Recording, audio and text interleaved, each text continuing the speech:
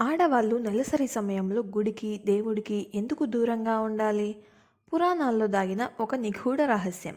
ఇది కేవలం మైల కాదు. దీని వెనుక ఇంద్రుడి కథ ఉంది. ఈ కథ మొదలైంది ఇక్కడే.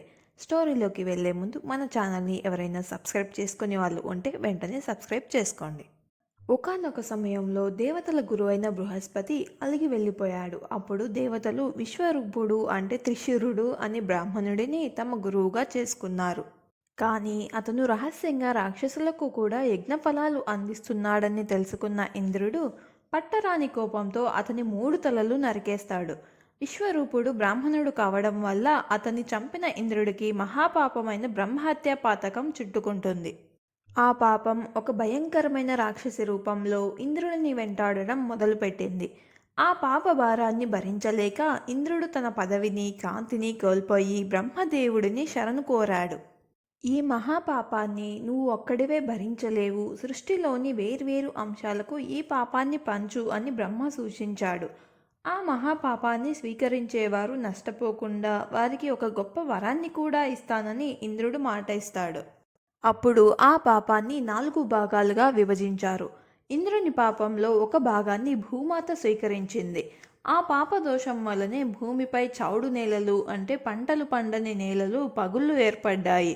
ఇందుకు ఫలితంగా ఇంద్రుడు ఇచ్చిన వరం ఏంటంటే భూమిపై ఎంత పెద్ద గుంటలు పగుళ్ళు ఏర్పడినా కాలక్రమేణా దానంతటా అవే పూడుకుపోయే అద్భుతమైన శక్తిని వరంగా ఇస్తాడు. రెండవ భాగాన్ని చెట్లు తీసుకున్నాయి. దానికి గుర్తుగా చెట్ల నుంచి వచ్చే బంక అపవిత్రమైనదిగా మారింది. కొమ్మలు నరికినా కత్తిరించినా కూడా మళ్ళీ మళ్ళీ కొత్తగా చిగురించే పునర్జన్మ వంటి గొప్ప వరాన్ని ఇంద్రుడు వృక్షజాతికి ప్రసాదించాడు. పాపంలో 3వ భాగాన్ని నీరు పంచుకుంది. అందువల్ల నీటిపై వచ్చే నురగ దోషపూరితమైనదిగా పరిగణించబడుతుంది. ప్రపంచంలో మలినమైన ఏ వస్తువైనా సరే కడిగి శుభ్రపరిచి పవిత్రం చేసే గొప్ప శక్తిని నీటికి వరంగా ఇస్తాడు ఇంద్రుడు. ఇంద్రుని పాపంలో ఆఖరి భాగాన్ని స్త్రీలు తమ గొప్ప మనసుతో స్వీకరించారు. ఆ పాపపు భారమే ప్రతి నెల వచ్చే నెలసరి. ఆ సమయంలో స్త్రీలు దైవ దోషాన్ని మోస్తుంటారని పురాణాలు చెబుతున్నాయి. ఈ గొప్ప త్యాగానికి బదులుగా స్త్రీలకు ఎల్లప్పుడూ దాంపత్య సుఖాన్ని పొందే వరాన్ని, ఒక ప్రాణికి జన్మనిచ్చే బ్రహ్మస్థాయిని అంటే మాతృత్వాన్ని ఇంద్రుడు ప్రసాదించాడు. ఇది కేవలం పురాణ కథే కాదు. గుడిలో దేవుని విగ్రహం నుండి ప్రాణశక్తి పైకి ప్రవహిస్తుంది. కానీ నెలసరి సమయంలో స్త్రీల శరీరంలో వ్యర్థాలను బయటికి పంపే అపాన వాయువు క్రిందికి ప్రవహించే శక్తి బలంగా ఉంటుంది.